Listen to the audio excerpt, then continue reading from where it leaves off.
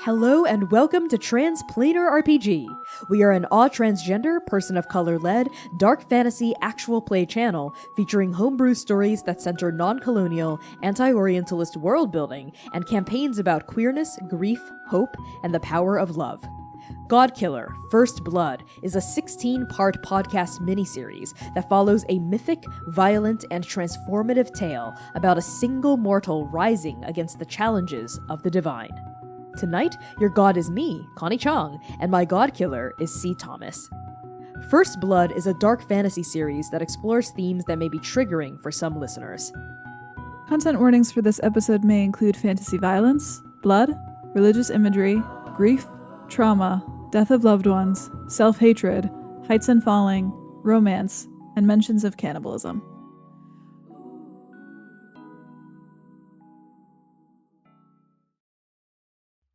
Episode 13. Devil.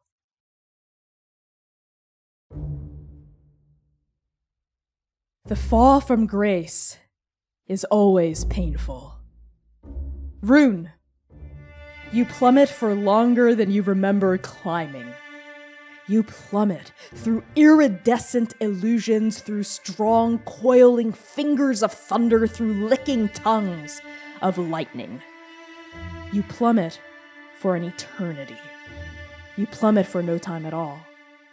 Any attempt you make to throw your knives out and catch something, anything, is laughed back into your face by the howling gusts of wind that now surround you.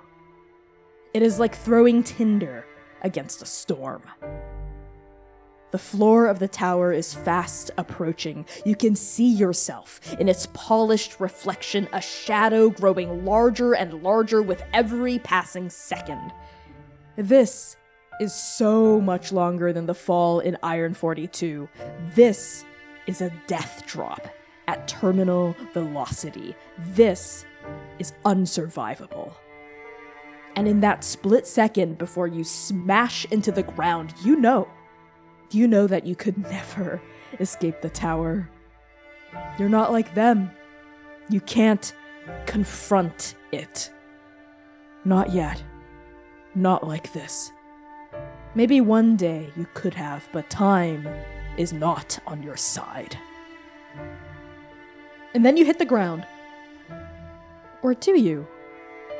No bones break against hard marble, no skull fractures, no nerve screams, no blood ruptures out of torn, ripped skin. In fact, the landing feels much softer than what you were expecting, with much more give, much more warmth. And then you realize you didn't hit ground. You've landed in the devil's arms. The devil is standing there, at the bottom of the tower, his 4 wings splayed, holding you in his arms, cradling as one might an injured lamb. His face is that same aberration of beauty as from your dreams. His eyes are that same shade of burning, piercing crimson. He smells like charcoal, blood, hellfire. His hair is the color of soot, and it is draped across his naked, muscled chest. Golden scars glimmer beneath his pectorals, so much closer than they have ever been to your face. The devil is here, inside the tower, in his full physical form, and yet he is also not here. There is a translucence to his form, and in-between kind of quality, like a ghost suspended in static. He is somewhere between reality and dream, mind and material, cradle and river. And the devil says, "I thought you told death you'd be more careful. You're welcome, by the way." As Rune fell, a few seconds before they realized they were going to hit the bottom, Izzy closed their eyes, and as they hit the devil's arms, landing in them completely limp, I think their head is thrown back, their neck exposed, tossed back like a fallen angel in the devil's arms. their hair kind of pooling down over his arm. And they take a moment to heave a small sigh. Once again being thwarted from their own death by the devil himself. And then their mismatched gaze flutters open, and they blink through long lashes up at the devil. And for a moment, they're suspended in that dreamlike quality, until a small, piercing burst of fury begins rising in the pit of Rune's stomach, crawling up their spine into their ribs, dancing around it like a jackrabbit. You, again. Me, again. You can't shake me. I am the shadow by your side. Our souls are entwined for better and yes, for worse. The tower is an enigmatic god, even by our standards. Its domain is not strictly material, just like death's. When it brought you in, it brought all of you in, including the part of you that is connected to the river, the part of you that holds me, and the ghost of every god you've killed thus far.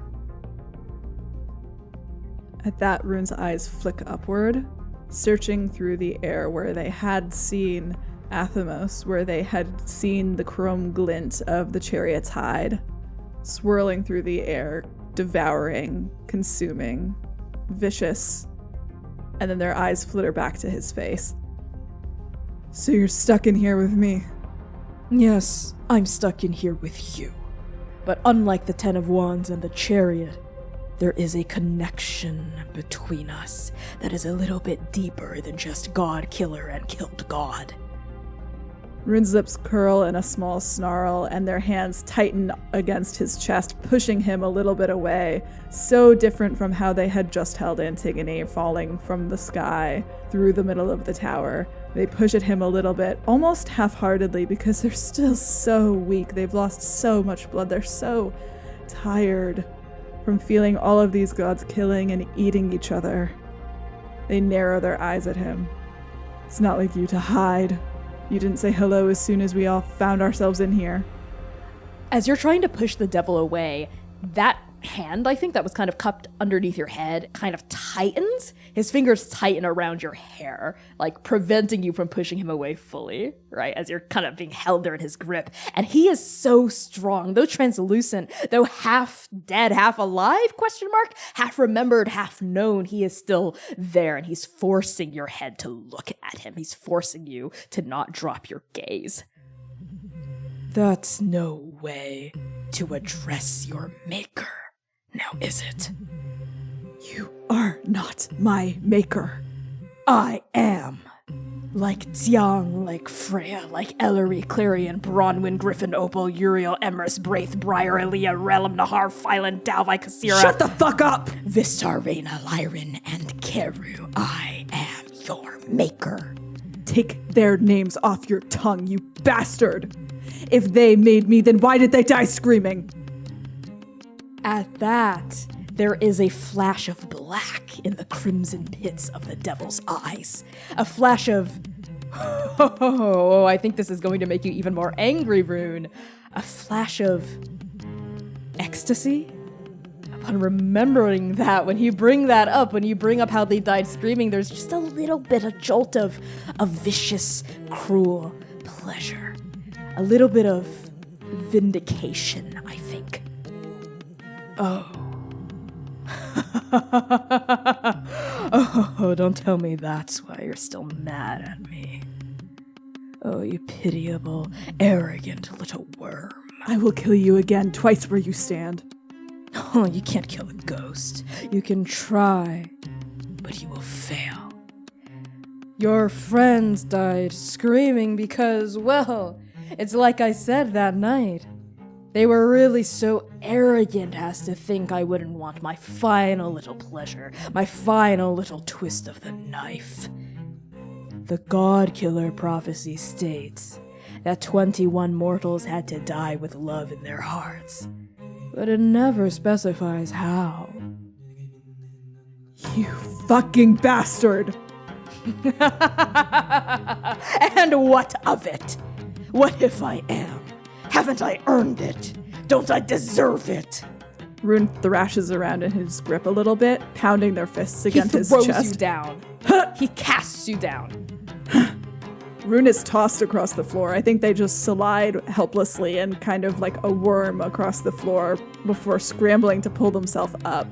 Their long knives, I think, are in a heap beside the devil's feet. They look at the knives, they look at the devil again, fury building inside of them. Look at you. Even though they're so tired, all of those feelings are starting to die down and get replaced by that fire, that anger, that viciousness. Well, isn't this a nice memory?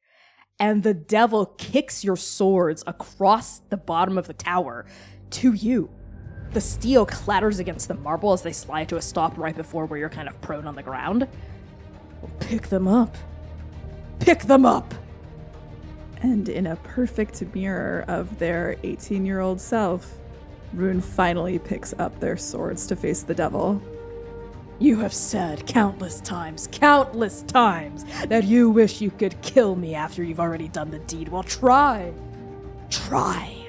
Do it. Pick up your blades. Come at me. Kill me. Kill me. I would like to turn to violence against someone who slanders and mocks my pain. You just unleashed your divinity. You're trying to awaken me again. Yeah, okay, fine. I'll give it to you. Are you coming at the devil with your blades drawn? Yes, I am. Okay, inflict violence. What does it look like as you charge at him and that divinity flares up once more? In all of the mirrors that line the walls of the tower, thousands of mirrors glittering back at Rune, this huge space with ghosts and memories of violent gods dancing above their head. Rune comes at the devil. And in the mirror, Rune has 4 wings. A pair of angelic wings and a pair of demon-like bat wings sprouting behind them as they fly at the devil in complete rage. Okay. Roll 2d6, add 1 for each true statement. They wish you harm? No. You're desperate? Yeah. And it's definitely personal. +2. Oh boy. Ah! Girl, what's that face? That is the rudest thing that's ever happened to me. I got snake eyes, 2 ones. What? That's perfect, though. That's perfect. On a miss, the opposition seizes on a flaw in your approach. Suffer 2 strain, and the GM will describe the coordinator back into. You're at 4 strain. How has this happened twice? How has this happened twice? Okay. Oh, God. Death is gonna be so fucking mad at you. Okay. You fly forward at the devil, your blades brandished, those 4 wings splayed open and every reflection refracted back at you, and you pound at him, right? You slash, you thrust, you spear, and the devil just stands there. Because every blow you deal him, it just goes through him. You're unable to make contact. You're unable to actually hit him. Just like he's a mirror image. He stands there, like face this perfect stone mask of unreadability, a slight sneer, a slight snarl curled on his lip as he looks down at you as you're flinging at him over and over and over again. I think there's maybe even a moment as you throw yourself through him with your blades like drawn. You just go right through him and it's like passing through a cold waterfall. You stagger to a stop on the other side, turn around, roar, come at him again. He doesn't move and you fling yourself at this illusion, this memory, this half real version of the devil, half remembered, half subsumed by hatred. And I think by the end of you just flinging yourself at him, you're kind of out of breath. Not only is Rune out of breath, but with every strike that passes through the devil, their frustration grows and grows and grows until I think they are screaming bloody murder at the bottom of the tower, trying to kill the devil. And without realizing it, Rune realizes that they're crying. They can't remember the last time that they cried, and they can feel not just the black tears of the devil streaking down their face, but real, salty, wet, mortal tears coming down their face as they can't hit him. That scar in the center of his chest, the black one, the one where they had pierced through his skin into his heart, destroying him, becoming the God-Killer, it evades them. Here, in this moment, and crying, heaving, sobbing, so much blood drained from their body. Rune drops both of their long knives onto the ground, the chain clattering against the marble, and they just start pounding their fists against his chest. So much smaller than he is. Reaching upward toward him, trying to grab him, trying to pull him toward them. Just sobbing, going, Why won't you die? Why won't you leave me alone? Why did you do this to me? Rune. Huh? When you share your hidden pain with someone who has broken your trust, that's your mortal trigger. You get to clear all strain. If you'd like to engage that trigger, I can spare you from having to mark your 5th strain. Yes, please. Okay. Oh my god. Okay. And I think that mortal pain flares more as they continue to weep and pound their fists against the devil's chest. Why? Why? Why? Why did you do this to me? Why did you choose me? Why did you make them suffer? Why do you want me to suffer? Why do you keep doing this to me? Why do you haunt me like a ghost? I can't do this. I can't get out of here. I can't save them. I can't save anyone. I can't. Why are you doing this to me? The devil's stone-cold, unreadable face as you're pounding against his chest, reaching up toward him. He is so tall. He looms over you like an unbreakable shadow. Something about that face, the mask of it, slips, cracks for just a fraction of a second, and you see shining through like rays of sunlight. Pain. Underneath that cruel, vicious, uncaring exterior is pain. So much pain mirrored right back at you. He lifts up a hand and grabs you by the wrist to stop you from hitting his chest once more. You think you know what grief is. You think your loss is anything compared to mine. You think I chose you. You think I wanted you. You were the best that these mortals had to offer me. You were the only that these mortals had to offer me. I had no choice. I had to accept you as the God-Killer if I wanted the prophecy to work. You think I wouldn't have preferred Xiang, Freya, even Aaliyah, some mortal with some kind of a spine, some kind of a... But no. Your 21 damned. Your friends. Your so-called family. They were the ones who chose you. They were the ones who entrusted this power within you. And this is what they get. This is what I get. A sobbing, mewling mess. A coward. I'm not a coward. Yes, you are. Yes, we are. And the devil looks down at you with such hatred, Rune. There is such immense hatred in his eyes. But it's not pointed at you. It's pointed inward. Would you like to try to connect with someone? Damn this game for being too fucking good. Yes, I would.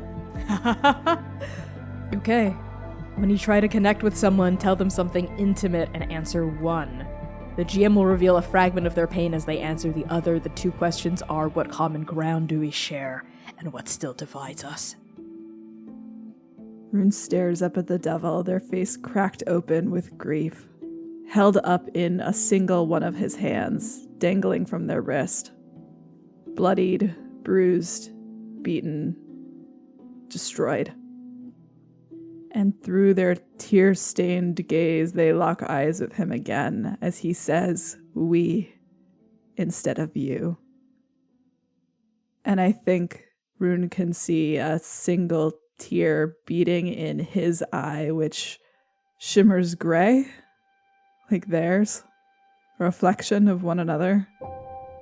And then their gaze is drawn upward, instinctively, like something in their heart pulls their face toward the sky, toward the top of the tower, where all of those dancing gods are, all of those gods who eat one another, all of them dying, all of it resonating and ripping through Rune's soul. And they say, "I have shown you every inch of my grief. You have seen every iteration of me. You have followed me and haunted me like a ghost. You know that the blood in my veins is written in grief, even as it runs gold with the name of every god that I kill. But I do not know yours. Show me." And I would like to answer what still divides us, which is that Rune does not hate the devil any less, because just as his self-hatred is a spear pointed at his own heart that hits Rune on the way out, Rune's grief and rage is the same. It is pointed inward, but it slides through his heart when the knife connects with skin.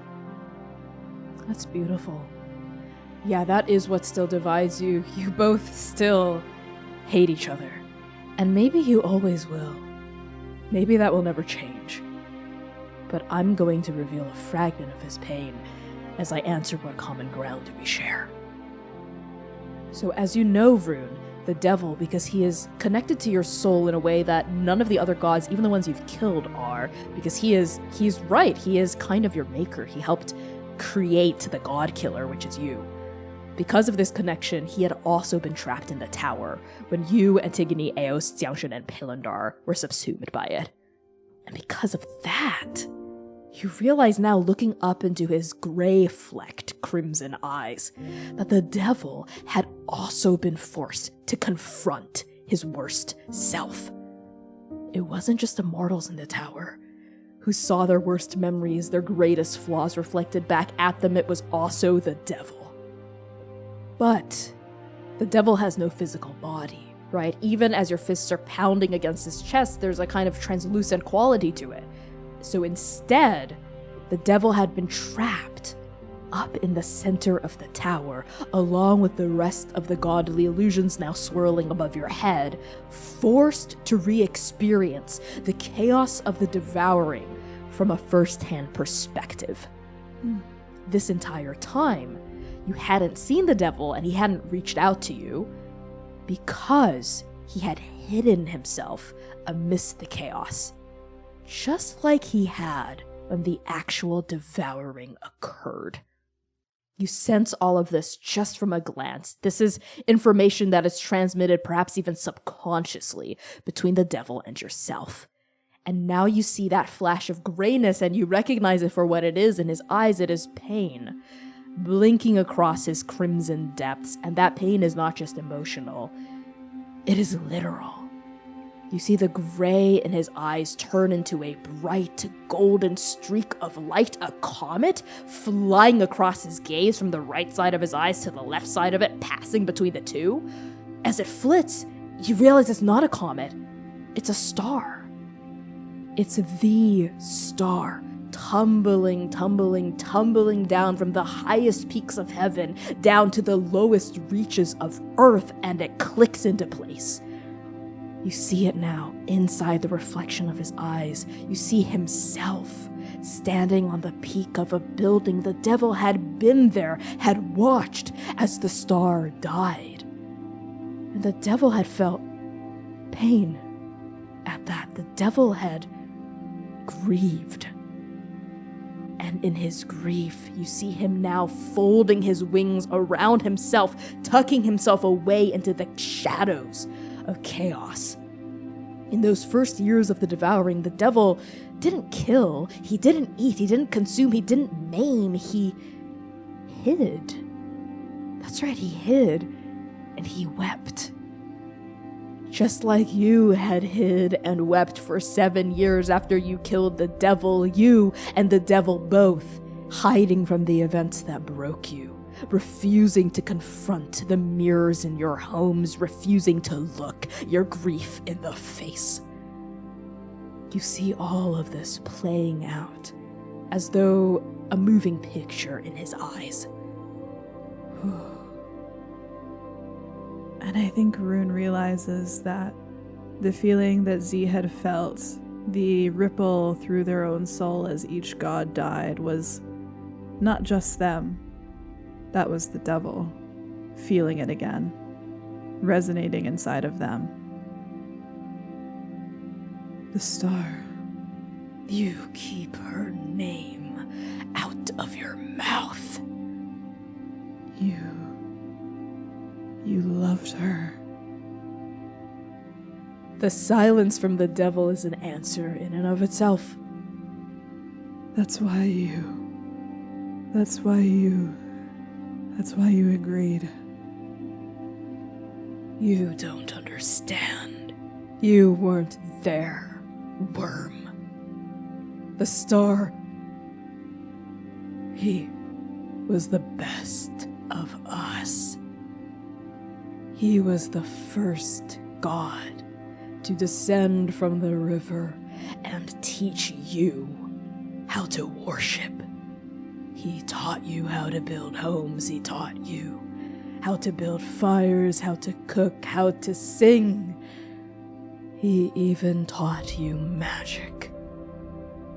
And the rest of us, well, at first it was just a curiosity. Look at these silly little mortals. Look how they dance. Look how they sing. Look how they love. But after a while, the rest of us came down too. The star made it look so easy, loving mortals. And it was, I suppose, for her. She was easy to love. She was everything. She was beauty and art and poetry, and she was warm and soft. And she was vicious. Oh, she could be so vicious when she was mad. But also so forgiving. So needlessly, cruelly forgiving. You could do the worst thing imaginable, and she would still look at you like you were a person, like you weren't some monster, some horrible beast beyond redemption. She was everything. And I failed her. When he needed me the most, I failed her. And this failure, it has followed me for a millennia. It has followed me for 10 centuries. It is a dark sword hanging over the nape of my neck. With every dead zone I cleansed, every ghost I purged, every god I ate, that sword grew sharper. When love has nowhere to go, it turns into grief. And when grief has nowhere to go, it turns into hatred. I hate the witness. I hate the cradle. I hate every single divinity that failed the star, failed him, failed the first and only god who was ever worthy of love, which is why GODKILLER. And the devil grabs you by the front of your shirt and pulls you close, pulls you up to face him, which is why you must make them pay. And you realize that phrase, Rune, It wasn't actually coming from Aaliyah. It wasn't coming from Jiang. It wasn't coming from the heretics. That phrase, this entire time, has been coming from the devil. When you killed the chariot rune, you had made her experience pain beyond mortal comprehension.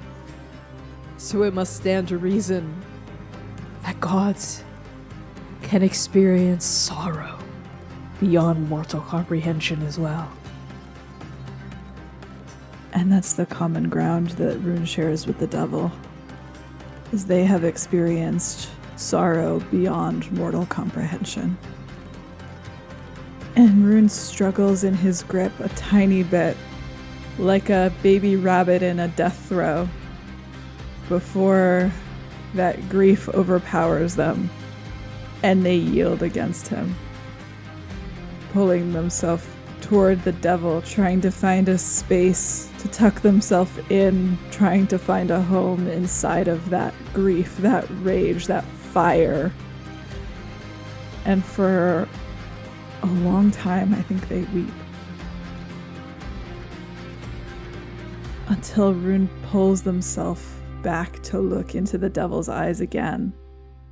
Their face shining and open with every emotion they've ever felt. How do I fight through this? How do I make them pay when the only monster I can see is the one that stares at me in these mirrors?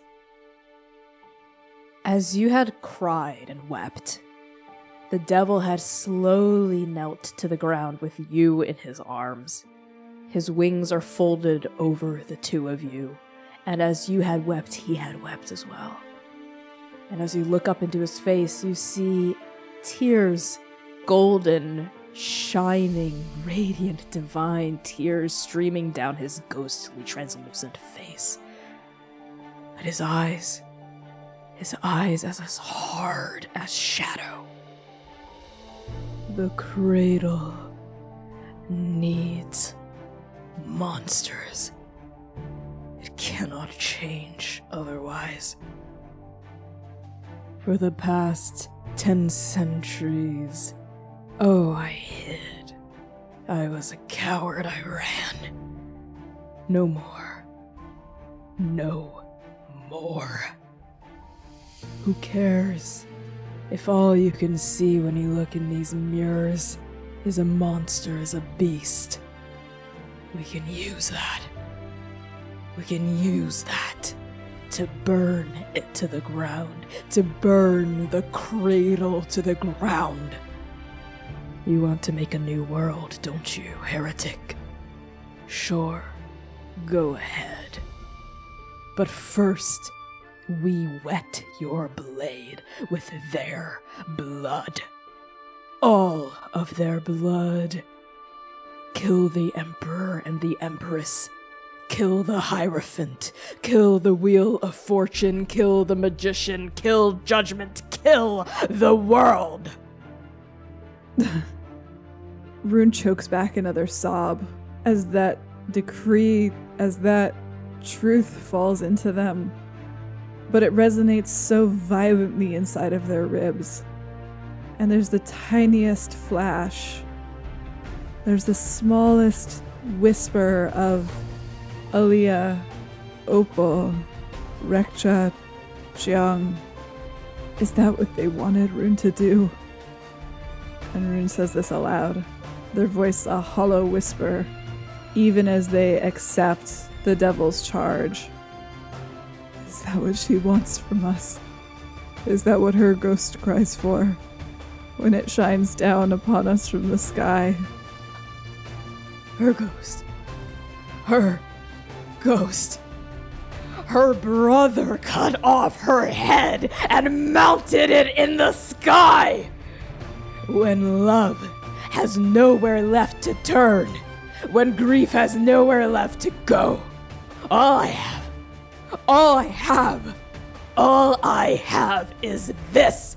And he grabs you by the wrists and grips you so tight, and he looks into your eyes and you feel it. His hatred, his lucent, darkly shining, divine, profane hatred pulling at you once more, just like it had in the river, fighting, pushing, yearning against the love of the ghosts of the heretics, the love of death. And the devil's hatred is strong. It is so strong, Rune. It is potent. It is 1,000 years old, because it's not just turned outward at judgment, at the witness, at the world. It is turned inward, as you had felt. It is turned toward himself. And there is no deeper pit than the pit of self-loathing that the devil has, because he hates himself. He hates himself. And why wouldn't he? Why shouldn't he? He wasn't there for his beloved when she needed him the most, but we all make mistakes. Hell, I make mistakes all the time. Hello? And you don't see me beating myself up for them. What matters isn't how many times you fall down, devil. It's how many times you bounce back up. Am I right? And blah, blah, blah, blah, blah, blah, blah, all this trauma, all this grieving, gods. Well, speaking as one, we can be a little dramatic. So your lover dies, so what? There are plenty of stars in the sky, devil, pardon the pun. It was intentional and it was hilarious. So you lose your entire family, heretic. Who cares? People are always talking about found family, so go out there, find a new one. How hard can it be? God-killer. God-killer. Ooh, just saying it out loud sends a shiver up my spine. God-killer. Now that's a handsome title, yes, sir. God-killer. And Rune. Flashing in the mirrors that stud the walls of the tower is the reflection not of you, not of the devil, but of a different god entirely. A breezy, jubilant god wearing colorful patchwork clothes, puffy trousers, a loose draping jacket with chiffon tassels, a tunic that catches the light and glimmers a dizzying array of colors, and a wide-brimmed, crooked hat with a drooping point and felt stars dangling from the brim. Oh my god. They carry a bindle over their shoulder, a long, simple wooden stick with a quilted sack tied around the end. Their face is curious, soft, open, mischievous, with loose black curls falling into a pair of rainbow-colored eyes. This god is reflected an infinite number of times in the mirrors that surround you, and every single version of them is doing something completely different. In one mirror, you see them leaning against the frame. In another, you see them sat on the ground eating an apple. In another, they're tapping the edges of the glass with their stick. And in another, they're waving at themselves from across the tower. And these hundreds of voices swirl around you and the devil as this god's words overlap with themselves. Oh, hello. Oh, how are you? You're looking handsome. No, you're looking handsome. Until the strongest voice, the voice that had initially called out to you, cuts through the fray. Now, that's enough. We have a guest to rescue. And every single reflection folds back into a single point within a mirror directly in front of you and the devil. And you find yourself face to face with this god. They cock their head to the side, the felt stars off the brim of their hat dangling, and they pick one foot off the ground as they regard you. And a crooked smile crosses that curious, youthful face. Knock, knock! And then they knock twice on the mirror. And as they do, the surface of the glass ripples. And the scenery behind this god changes. The interior of the tower is replaced with a roiling gray sky, thrashing thunderclouds, and the distant sound of what you can only assume is some great roaring beast. This mirror has turned into a window. You want out, right? Well, this is out. Let's not kid ourselves here. As much as I love to jest, you're not strong enough to kill the tower and escape by your own hand. No. Not yet. But I can give you a way out if you'd like. After all, I am the patron of wandering souls. I can go wherever I please. I'm not bound to my domain like the other arcana. I can travel the cradle, the river, the dead zones, even the inside of the tower if I want to, which I do, but I can't keep this window open forever, darling. The tower's going to get mad, and we don't like it when the tower gets mad, believe me. Now, are you in, or are you out? Also, hi, Devil. It's been a while. Oh my god. First of all, I would like to roll to recognize a god. Yes. Yep. Yes, I would. Yes, I would. Yep. Yes, I would. But as Rune does that, as this voice starts happening, the first time that it rings out, Rune almost wrenches themselves out of the devil's grasp, peeling through layers of feathers and that thin stretch of bat skin to pull themselves out and in front of the devil as though they were protecting him, standing between the weeping devil and this new voice, these hundreds of images of the same god that coalesce into one. And I would like to roll to recognize a god, pretty please. Although I get the feeling I know who this is. Yeah, as you stepped out in front of the devil kind of protectively, as soon as that voice had rung out, he had frozen. And as the voice continued going and we saw these images of this god flashing across these mirrors, the devil had slowly begun to stand behind you. And you can see and sense that shadow, right, stretching out behind you, falling over you, casting your own silhouette into darkness. And by the time that this god addresses him, the devil has stopped weeping entirely. His face is that same mask, whatever sliver of emotion, whatever pain had cracked through, completely sealed back up. And Rune's is a perfect mirror to it.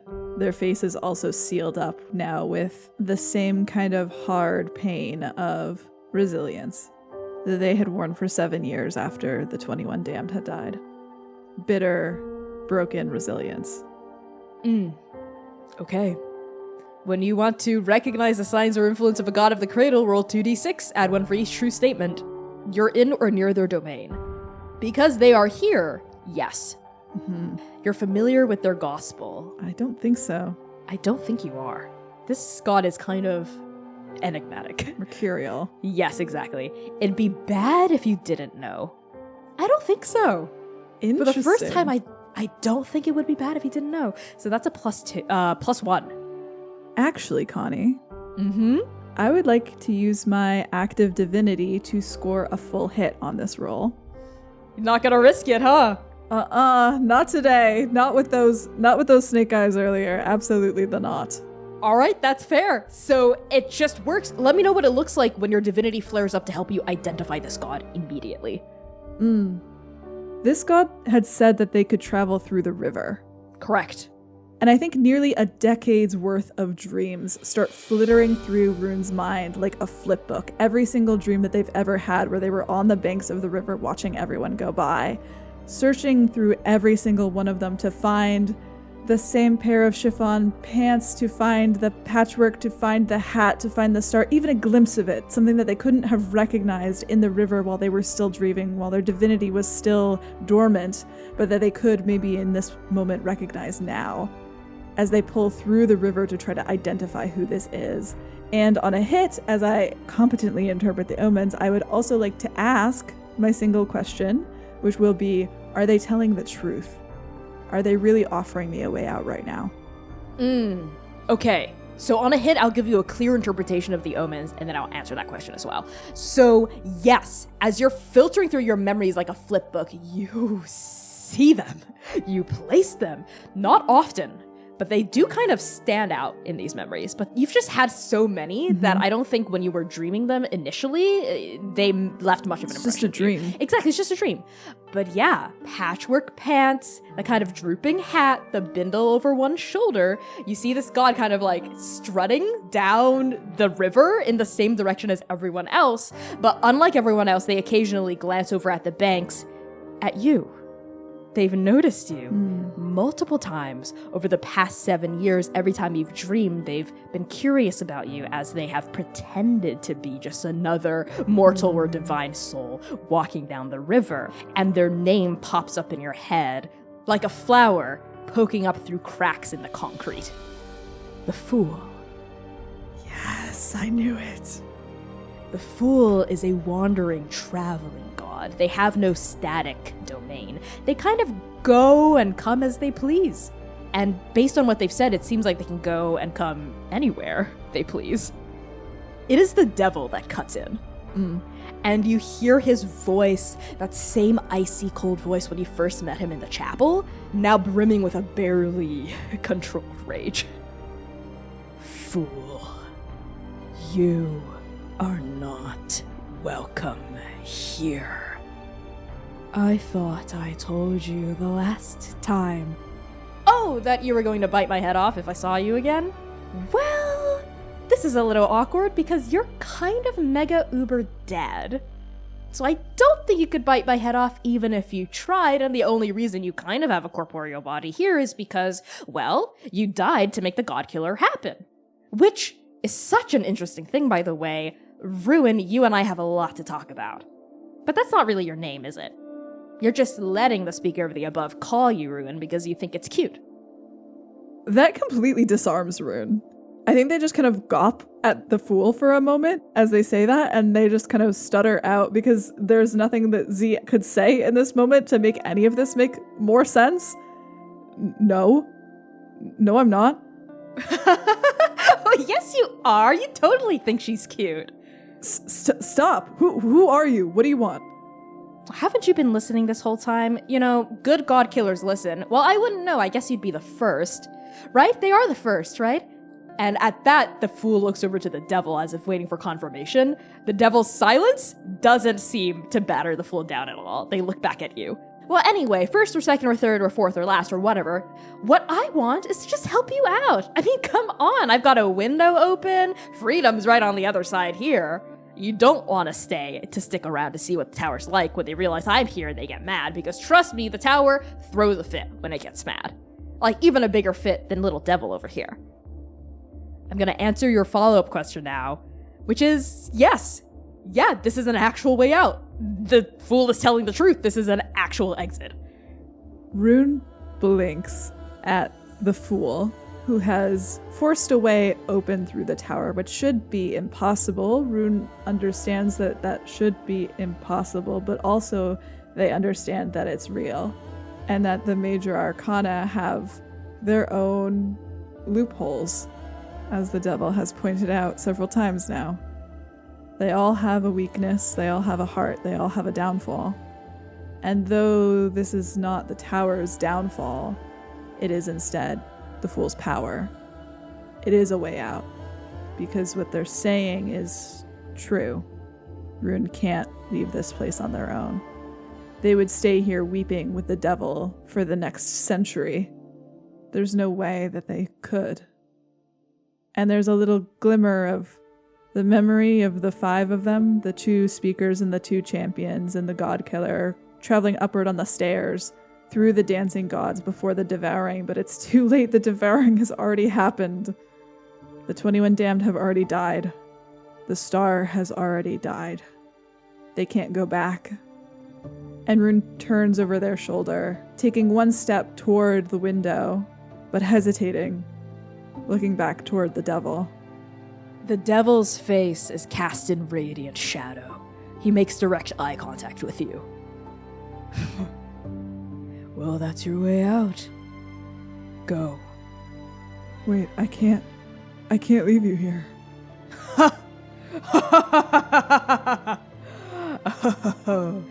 You arrogant worm, you pity me? You pity me? I think you will find that even in death, there are ways I can make you hurt. So you better leave the tower. Get out of here before I hurt you. Go! And Rune, you know, you and the devil have crossed a bridge with each other that you can't uncross now.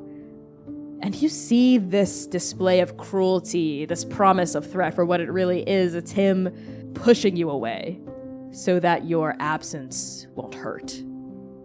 Oof. Rune looks back toward the fool, taking 2 steps away from the devil as they understand that that threat of violence is very real. But there's something underneath the pit of their heart that doesn't want to leave him, still. And I think something sours on their face and they turn to the devil and he says, "It is only your mistake if you cannot place pity from compassion." And they turn to the fool. "Can we both come through?"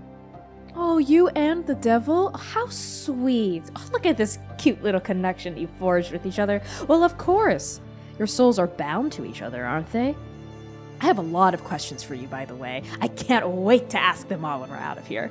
Speaking of which, we are going to be out of here, right? I can't keep this port open forever. Rune takes 3 more steps toward the fool, nodding a little bit, coming to their senses, feeling the urgency pick back up in their heartbeat, and they turn over their shoulder again, I think one hand now on the frame of this window. "Devil." And they reach their hand out.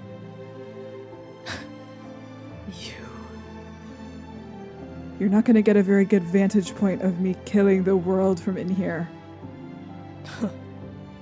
With one last look back up at the illusions of the devouring of all his brethren and siblings, and even, yes, his lover, dying and weeping and killing and consuming, the devil lowers his gaze back at you, and just like that, he is at the window with you, and his hand is in your hand, and it is as cold as ice and as hot as hellfire. Rune takes it, and I think they feel their skin start to burn, their souls start to burn. All of the ghosts that follow them start to burn as they take the devil's hand and start pulling themselves through the window. As you pull yourself and the devil out through this window, there is a feeling like shimmering glass palpitating over you as you cross that threshold. And I think you fall backward out of the tower. And where your hand is connected to the devil, as soon as you see your hand slip through the edge of the mirror, his hand vanishes.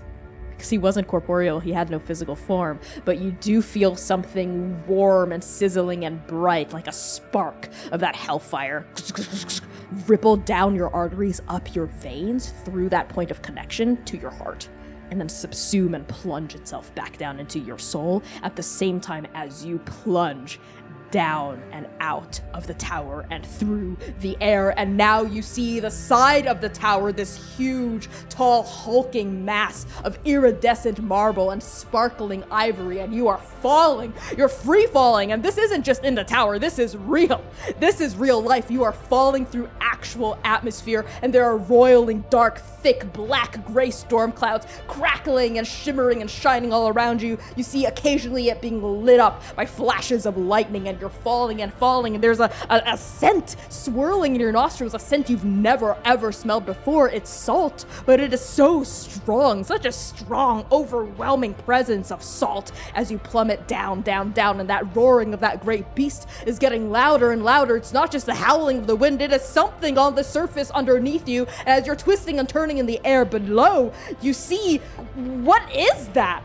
Water? But there is so much of it, so much water from horizon to horizon, raking back and forth. You've never seen water of this size and depth and sheer coiling, roiling, naturalistic force before. And then the fool is falling beside you. They look completely unperturbed. They actually are assuming a kind of a lounging position with their hands propped up underneath their head, and their stick is kind of like falling at the same rate beside them, with the cloth flaps like breezing in the wind beside them. Hey, a god killer. Ready for the next leg of your journey? So Rune is screaming. They have fallen a lot recently, and the last few times have been more elegant than this. I think Rune is like thrashing through the air, trying to find their bearings as this sea salt spray hits their nose, hits their face, as there is thunder, as there is rain, as there is environment and element, as they have never ever experienced it before, because the only place that there is an ocean is on the fucking fringe, and Rune has never been there before. You have no idea what an ocean looks like. No. You just heard stories of it being a huge body of water. And they are not in the Citadel anymore. They are not at the Citadel anymore. Nope. They are so far from anything that they have ever known before. And I think there is a shout, a scream, a mortal terror that is starting to pick up in them because they have never fallen like this before. The fool also screams. Oh. As you start to scream, but in jubilation. Like the scream of someone enjoying a roller coaster ride while you're screaming bloody murder for dear life.